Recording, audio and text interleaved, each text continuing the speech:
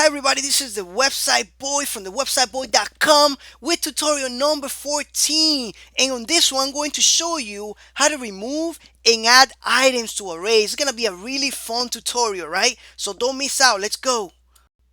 So in the last video, we discussed how to make arrays and how to print out values from the arrays, right? So we say that, let's say for example, we want to print out the value number 1, right? We actually go and write down the array number name, and then in square brackets we type the number of that spot, right?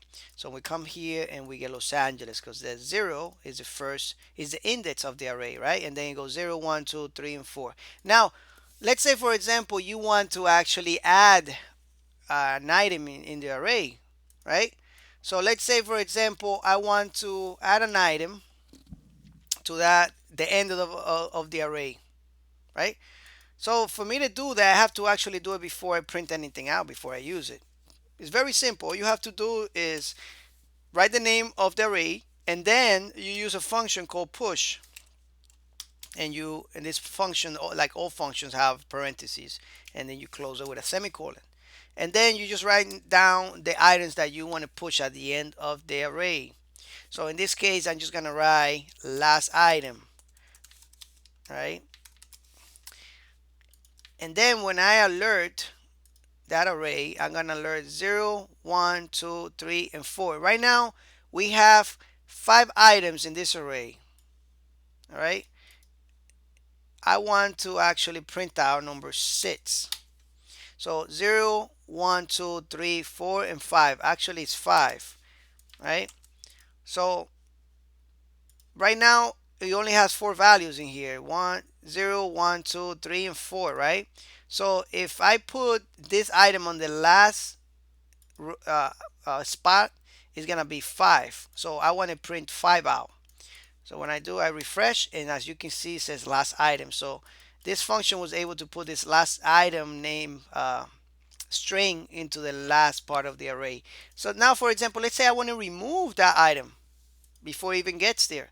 So let's go ahead and actually put that item in the last part of the array, right? The last spot. Let's do that. Now if I go ahead and refresh, I get the same value alerted. So let's remove that before it even gets there. How about that? Let's do a function called pop. All right, and that's all you have to do. It removes the last item automatically. So if I go ahead and save this and I refresh, we see that it's undefined, meaning there is nothing there. All right, it was not able to put anything in. Now keep in mind too also that, let me just use the push again.